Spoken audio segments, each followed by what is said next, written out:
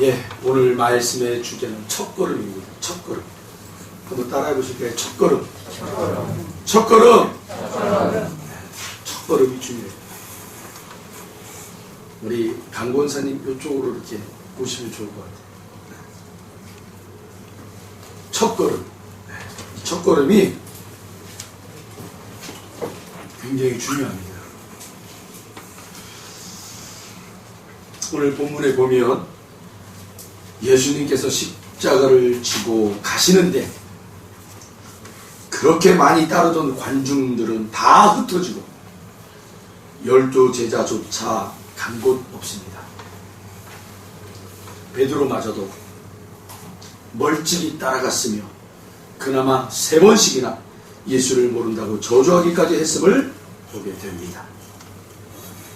모두 다 흩어졌어요. 군중들을 보면 벳세다에서 그들은 예수님의 놀라운 이적 행하심을 보고는 그 군중들이 예수님을 우리의 임금이 되어 주시옵소서 라고 막 군중들이 와서는 예수님을 모시려고 했어요. 그러나 바로 그 군중들이 예루살렘에서는 빌라도에게 예수를 못 박아 죽이라고 아우성을 칩니다. 이 군중이 아니었던들 우유부단했던 빌라도는 결코 예수를 사형언도를 하지 않으려고 했어요. 그게 말씀에 증언이 되어 있어요. 예수를 놓아주려고 그랬어요. 놓아주려고 그랬어요. 그런데 이 군중들이 이 빌라도가 예수를 놓아주려고 하려고 하니까 군중들이 일어나가지고 못을 박아라. 사형언도 해라. 십자가에 달아라. 너는 로마의 총독 아닙니까? 어떻게 로마에 반역한 자를 네가 놓아줄 수 있느냐? 그러니까 막 군중들이 막 아우성치는 거예요. 어쩔 수 없이 빌라도는 군중들에 의하여 사형 언도를 내립니다. 감정에 휩쓸린 군중은요 우매합니다. 기원전 399년 봄 70세의 노인 소크라테스는 아테네 감옥에서 독배를 마시고 퇴연자약하게 그의 생애를 마감합니다. 그는 자기에게 사형 선고를 내린 아테네의 500명의 배심원들에게 이렇게 말합니다. 자, 떠날 때가 왔다. 우리는 길을 가는 것이라. 나는 죽으러 가고 여러분은 살러 간다. 누가 더 행복할 것이냐? 오직 신만이 할 것이다. 소크라테스는 40세에서 70세까지 약 30년 동안 아테네 시민의 정신혁명을 위하여 그의 전생애를 바칩니다. 부패하고 타락한 아테네 사람들의 양심과 생활을 바로잡기 위하여 교만과 허영 속에서 방황하는 청년들의 인격을 각성시키기 위하여 그는 아테네 거리에서 나가서 시민들과 대화하고 가르치고 질책하고 호소하고 계도합니다. 그러나 아테네의 어리석은 민중은 그를 법정에 세웁니다. 그 법정에서의 고소장은 이렇게 쓰여 있습니다. 소크라테스는 국가가 정한 신들을 믿지 않고 새로운 신을 끌어들이고 또 청년을 부패 타락시켰다. 그 죄는 마땅히 죽음에 해당한다. 소크라테스는 불신앙과 청년의 유혹이라는 두 죄명에 의해 고소를 당합니다. 아테네 시민 500명으로 구성된 법정에서 두 차례의 투표 결과 소크라테스는 사형 선고를 받습니다. 누가 소크라테스를 죽였습니다. 아테네의 어리석은 시민들이었습니다. 민중은 사리사욕에 휩쓸리면 한심한 우중으로 변합니다. 인간은 군중 심리에 사로잡히면 IQ가 80 이하로 떨어진대요. 민중은 올바른 지각을 가지면 슬기로운 현중이 돼요. 그래서 역사에 보면 그 사회의 어둠을 개혁하는 그런 현중의 많은 시민들이 일어날 때는 개혁의 물결을 타고 개혁을 일으키는 그런 놀라운 일들을 우리는 역사의 현장에서 보게 됩니다. 그러나 반대로 이 민중이 어리석으면 우중이 되어버려요. 그래서 현인들을, 선인들을 무참히 죽이고 그 단조대에 올려놓고 죽여버리는 그런 일들이 일어나게 되죠. 누가 예수 그리스도를 십자가에 처형했습니까? 이스라엘의 어리석은 민중들이었어요. 그러면 여러분 지성, 우리가 가지고 있는 지성이 있잖아요. 우리가 가지고 있는 이 지성은 어떻습니까? 예수께서 들판에 모인 무리가 배고파하니 무엇인가 먹을 것을 주어야겠다고 말씀하시자 예수님의 제자 중에 빌립이 다 나와가지고는 이 빌립과 같은 사람이 우리 성도님들이 혹시 있나요? 엄청난 이 계산이 빠른 사람이에요. 들판에 앉아있는 사람들을 쫙 암살을 하니까 야, 이 사람들 숫자를 세보니까 빵 한 조각씩 줘도 200데나리온이 필요합니다. 아주 머리에 아주 비상한 사람이에요. 네. 비상한 사람, 뛰어난 사람. 그 상황을 계산을 탁탁탁탁 해내는 사람이에요. 5,000명이나 넘는 사람들을 그 들판에서 빵을 우리가 구입을 해서 탁 사줄 때 200데나리온, 엄청난 돈이죠. 이 200데나리온이 필요하다. 근데 이것도 모자랄 것 같다. 그렇게 예수님 앞에 탁 답을 내놓은 얼마나 날카롭고 현명하고 지성이 뛰어난 그러한 빌립입니다.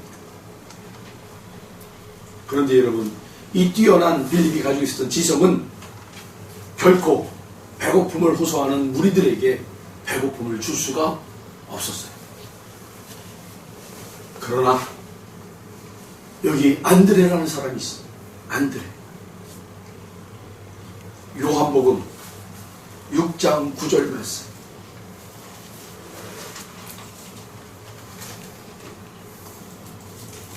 네, 밑에 보시면 요한복음 6장 9절 우리 다 같이 한번 읽어봅니다. 여기 한 아이가 보리떡 5개와 물고기 2마리를 가지고 있나이다. 그러나 그것이 이 많은 사람에게 얼마나 되겠사옵나이까. 아멘. 여러분, 이 고백이 5,000명이 넘는 사람들을 먹이게 하고도 12바구니가 남게 했던 거예요. 아멘. 신앙의 의지적인 결단이 있는 곳에 놀라운 하나님의 역사가 일어난다는 거예요. 빌립의 지성, 안드레의 신앙, 우리는 어느 쪽입니까? 빌립의 지성을 가지고 있습니까? 아니면 안드레의 신앙을 가지고 있습니까? 베드로의 실패의 원인은 어디에 있었습니까? 그는 3년씩이나 예수님을 따랐으며 옥에도 같이 가고 그 예수님의 죽는 자리에도 나도 죽겠다 다짐했던 사람이 바로 베드로였어요. 그리고 그 놀라운 고백, 저는 그리스도시요 살아계신 하나님의 아들이십니다. 이 놀라운 신앙 고백을 했던 사람이 베드로였어요. 입은 살았어요. 그의 생활은 철저하게 주님과 가까이 있지를 않았어요. 오늘 본문이죠. 누가복음 22장 54절 우리 다 같이 한번 읽어봅니다. 54절 같이 읽어보겠습니다. 예수를 잡아 끌고 대제사장의 집으로 들어갈새 베드로가 멀찍이 따라가니라. 입은 살아있어요. 입은 살아있어요. 근데 신앙은 예수님과는 멀찍이 떨어져 있는 사람, 멀찍이 떨어져 있는 사람 우리 주변에 많아요. 교회 안에 있을 때의 예수, 설교 들을 때의 예수, 그리고 교회 밖에서, 나의 가정에서, 나의 직장에서 우리는 너무도 예수님을 멀찍이 두고 있습니다. 예수와 나와의 거리, 이것은 우리 생활에서 실패와 성공의 원인이 되는 자리입니다.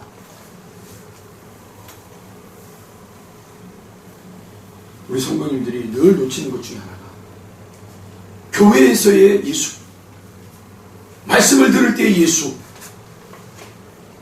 그러나 바깥에서 나의 삶의 자리에서의 예수, 가정에서의 예수, 자녀들 관계에서의 예수, 돈 문제에서의 예수, 바깥에서의 예수의 나와의 관계는 우리는 거의 빌립과 같은 지성으로 판단하고 결정하고 내리려고 한단 말이에요. 무모하다고 그래요. 어리석다고 그래요. 그런데 조금만 우리들의 삶을 뒤돌아보면 그 무모했고 어리석었던 그 신앙을 우리가 걸어왔었던 사람들이었어요. 그리고 그 축복으로 오늘 우리의 자리에 우리가 안착하고 있었던 거예요. 그런데 그렇게 살아왔던 우리들이 믿음의 후배들한테 그렇게 살면 안 된다고 얘기해요. 어리석다고 해요. 참 희한하죠? 이 성공적인 신앙생활을 위해서는 우리가 무엇보다 또 방향도 중요해요. 방향. 실패한 베드로와 실패한 가룟 유다, 예수를 저주한 베드로, 예수를 팔아버린 가룟 유다. 여러분, 두 사람의 죄 중에 어떤 죄가 더 큰 죄인가요? 예수를 저주한 베드로의 죄가 더 큽니까? 예수를 팔아넘긴 가룟 유다의 죄가 더 큰 죄입니까?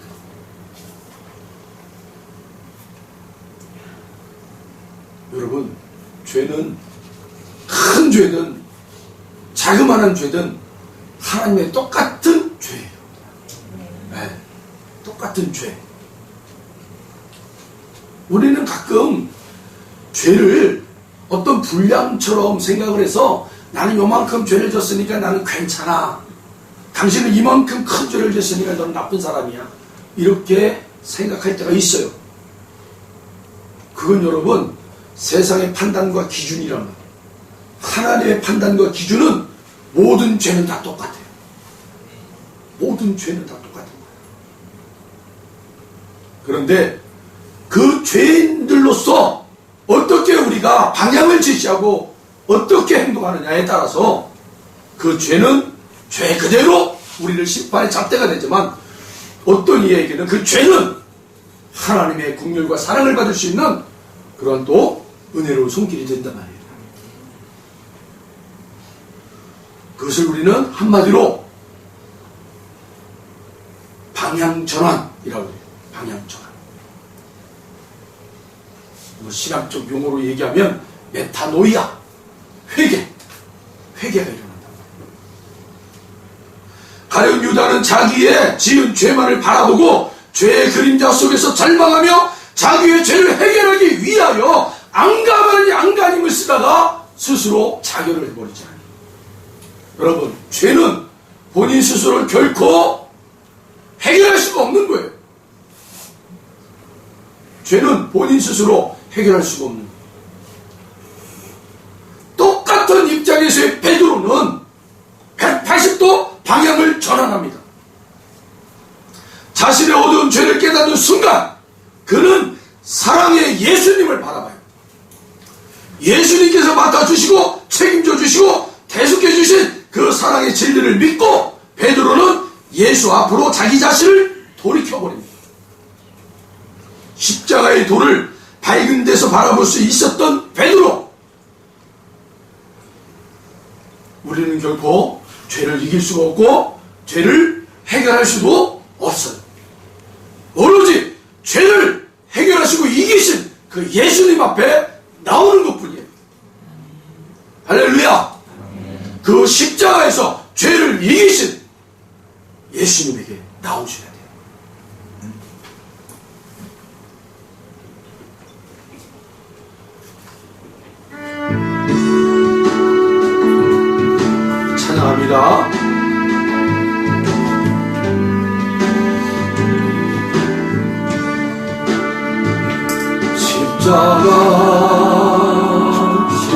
십자가 우리의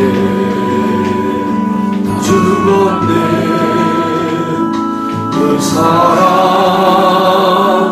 내 속에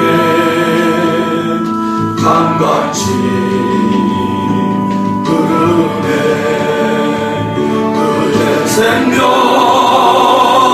내 속에 그의 능력 내 안에 그의 소망 내 삶에 나의 삶 주의 복 십자가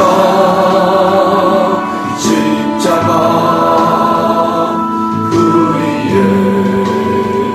나 죽었네. 그 사랑 내 속에 강같이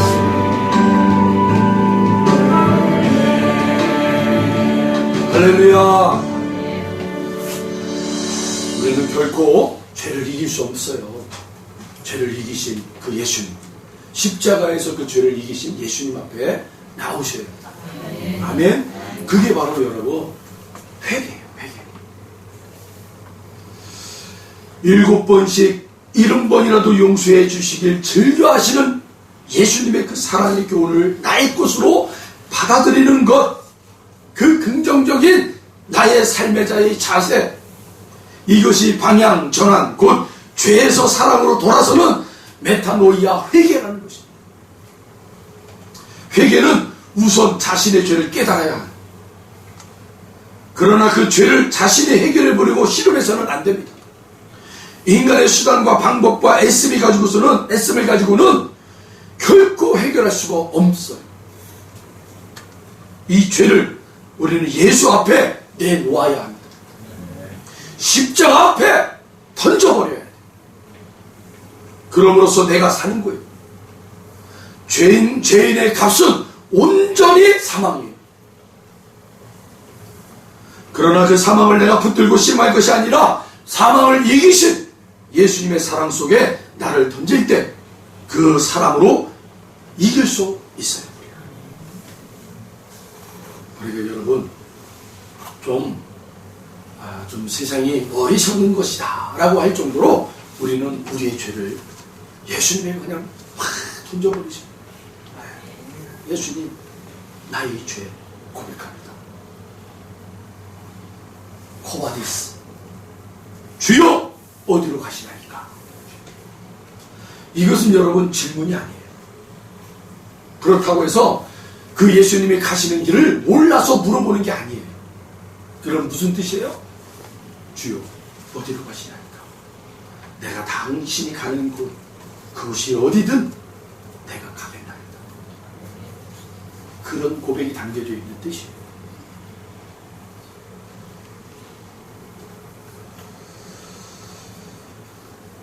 베드로가 이르되 이 사람아 나는 내가 하는 말을 알지 못하노라고 아직 말하고 있을 때에 닭이 곧 울더라.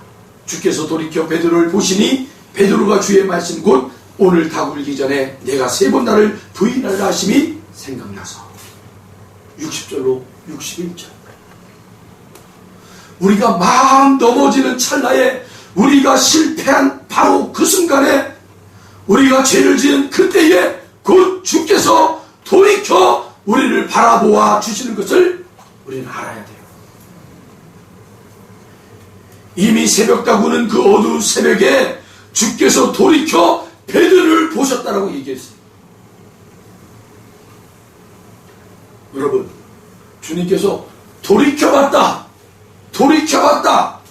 라는 것은 뭐예요? 베드로를 앞서서 십자가를 짊어지고 걸어가시다가 돌이켜 본 거예요. 베드로를.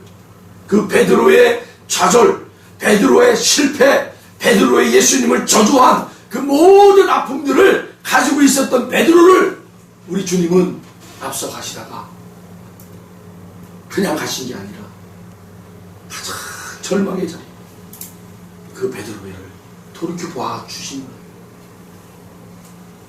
여러분, 우리도 마찬가지예요. 우리가 가장 어두울 때, 여러분, 가장 하루에 가장 어두운 때가 언제인 줄 아세요?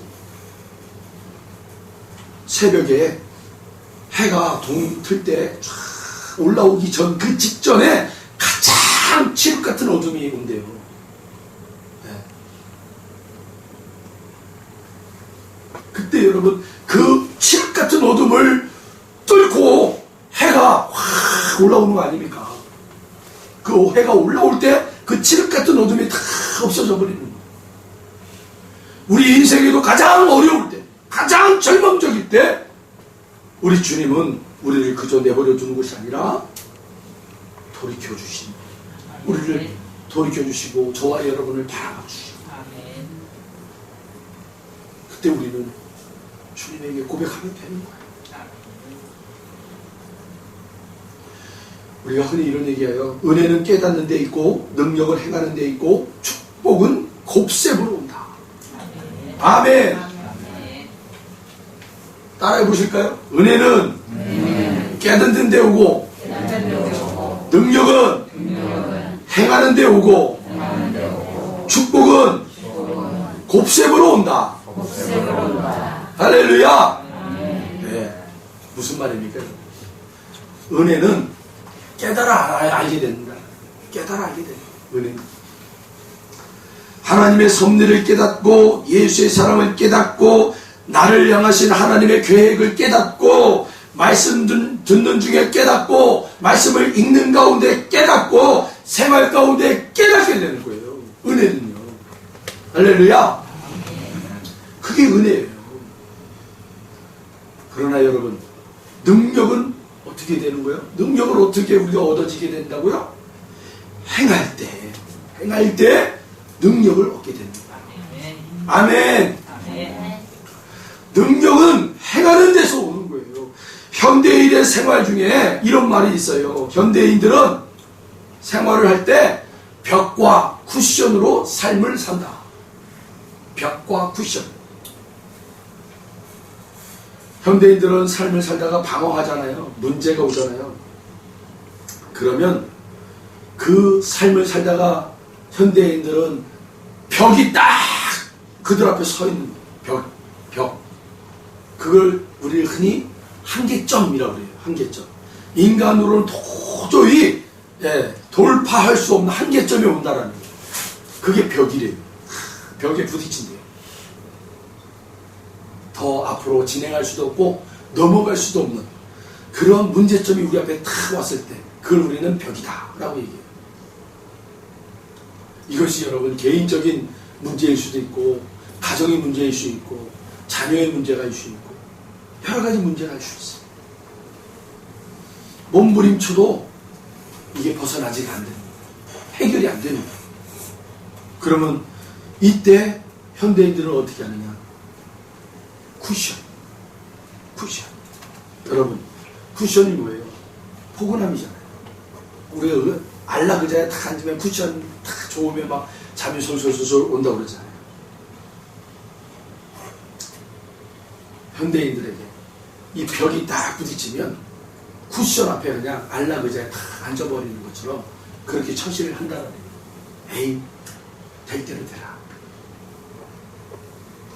에이, 모르겠다. 제가 좀 그래요. 대표적인 케이스. 뭔 일을 하다가도 벽이 탁 쳐져 있면 에이, 여지까지 뭐 안 했는데 될 대로 되라. 에이, 모르겠다. 이제 내일도 아니면 내가 당장 손해보는 것도 아니고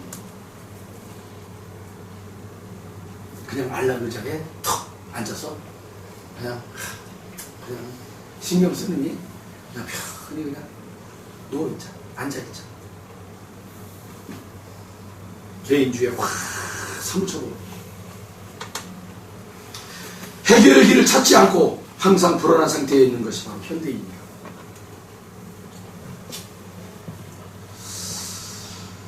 다가서야 할 한 걸음, 첫 걸음 남겨놓고 주저앉아 버려요. 유튜브에 보면 이런 그림이 있어요. 어느 광부가 곡괭이 있잖아요. 도끼를 들고 땅속에 들어서 막 파요. 땅을 광석, 보석을 캐내기 위해서 막 파요. 열심히. 그런데 그림에 그 흙 바로 옆에 흙이 이제 한 두세 번만 이 곡괭이질을 하면 이 안쪽에 있는 보석이 왕창 있는 보석이 있는데 이 사람이 이 몇 번을 하지 않고는 지금까지 자기가 열심히 했기 때문에 아이고 이제 안 나오는구나 하고 나가버려요.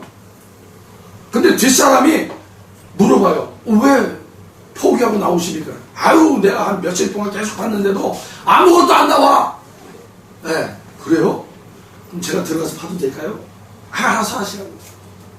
이 사람은 포기하고 가버렸는데 다음 사람이 곡괭이 들고는 들어가서 한 두세 번만 파면 뭐가 있다고요? 보석이 있는 거예요. 보석이. 두세 번을 하니까 거기서 보석이 와르르 쏟아지는 거예요.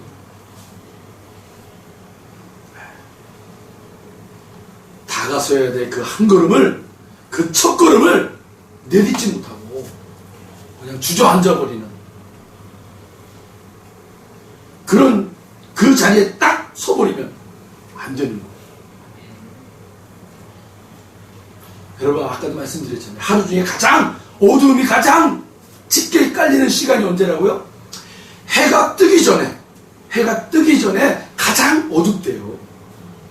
우리 인생에도 우리에게 하나님이 주시고자 하는 가장 큰 행복을 주시기에 앞서서 우리에게 가장 뭐가 오는 거예요? 어둠이 깔린단 말이에요. 이게 개인일 수도 있고 가정일 수도 있고 교회일 수도 있어요.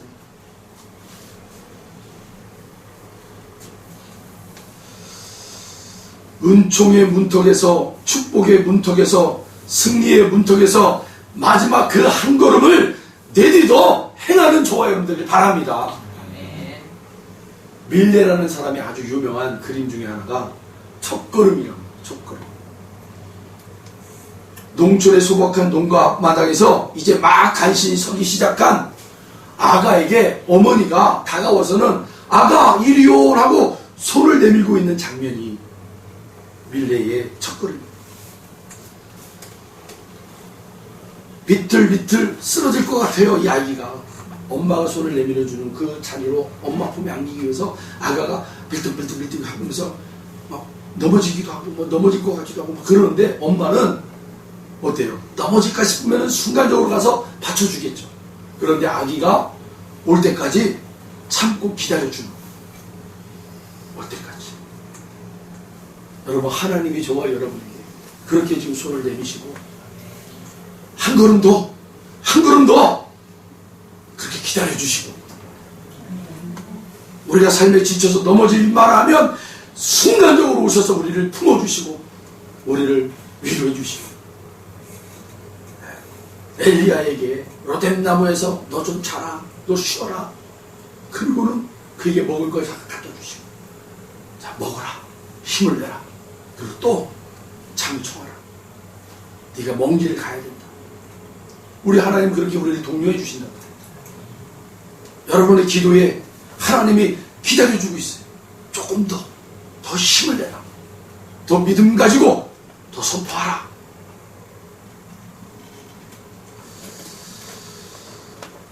그렇게 우리에게 하나님은 두 팔을 벌리시면서 이리 온 나의 사랑하는 자녀들아 하고 손을 내밀어 주고 있단 말이에요.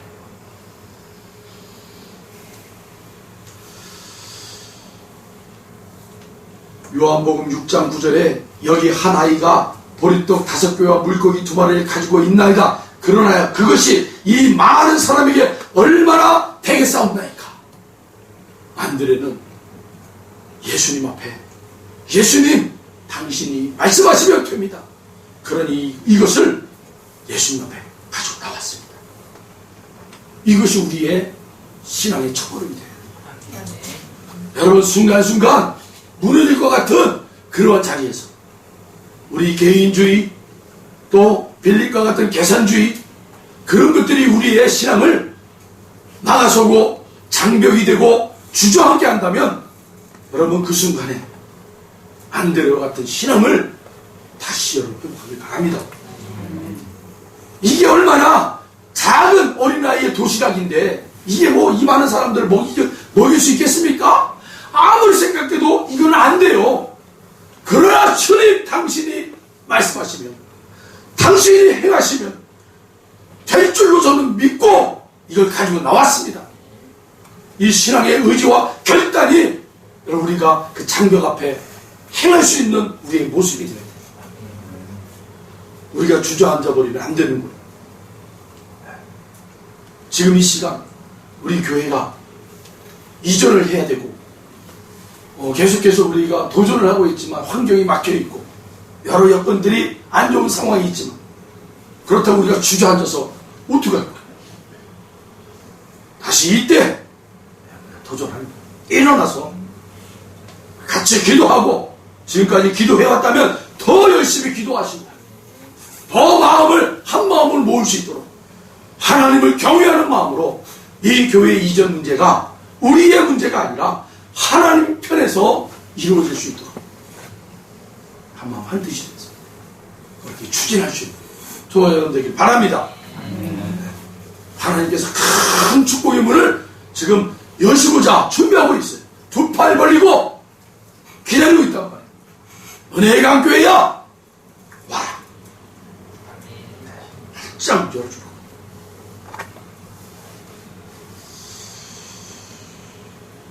이 말씀을 우리가 보면서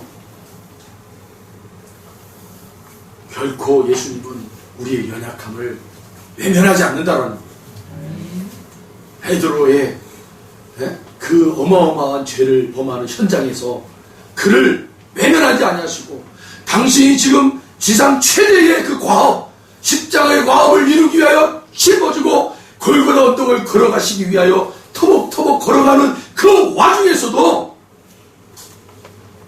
그 한 생명이 주저앉아버리는 그 베드로를 향하여 뒤로 돌아보시고 그래 괜찮아. 다시 힘을 내가 찾아줄게. 포기하지 마라. 그리고 두 팔을 쫙 벌려주고 있었다. 그런 측면으로 해석을 하자면 베드로는 왜 고향으로 갔을까? 기다렸던 것 같아요. 주님. 그 뒤돌아보셨던 주님께서 반드시 자기에게 찾아오실 거예요. 나는 지금 좌절하고 모든 걸 다 포기하고 그렇게 떠나버렸지만 주님은 반드시 나의 이 실패의 자리에 찾아오셔서 나를 위로해 주시고 나를 사랑해 주시고 다시금 나로 하여금 그 과업을 하나님 나라의 과업을 이룰 수 있도록 힘주실 거라는 것을 조금이나마 기대하고 있지 않았을까. 그래서 가룟 유다처럼 제 목숨을 끊어버리는 그런 어리석은 행동을 하지 않았고 그는 마지막 그 한 줄기 그 소망을 가지고 고향 땅으로 내려가지 않았을까.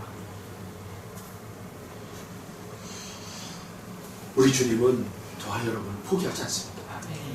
끝까지 여러분을 찾아오셨습니다. 여러분과 함께 그 하나님의 그 위대한 과업을 이룰 수 있는 지체들로 여러분들 세워나가실 거예요. 우리 마지막에 이 찬양하겠습니다. 주님 말씀하죠. 주님과 함께 합니다.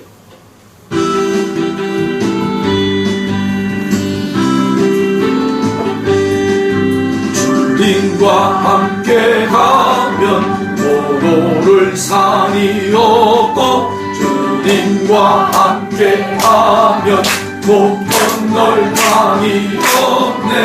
주님과 함께 하면 실패도 두렵지 않고 절망도 무섭지 않네. 바다의 음침한 물자리 지날지라도 주님과 함께 가면 춤추며 가겠네. 폭풍이 몰아치는 거친 바다도 주님 주님과 함께 가면 찬양하며 가네. 주님과 함께 가면 큰 꿈을 꾸며 가고 주님과 함께 가면 그 꿈이 이루어지네. 주님과 함께 가면 날마다 내가 죽고 내 안에 주님이 사네. 십자가 들고 가는 길 험할지라도 주님과 함께 가면 행복하겠네. 약하고 미련하며 부족하여도 주님과 함께 가면 못할 것이 없네. 할렐루야. 기도합니다. 하나님 감사합니다.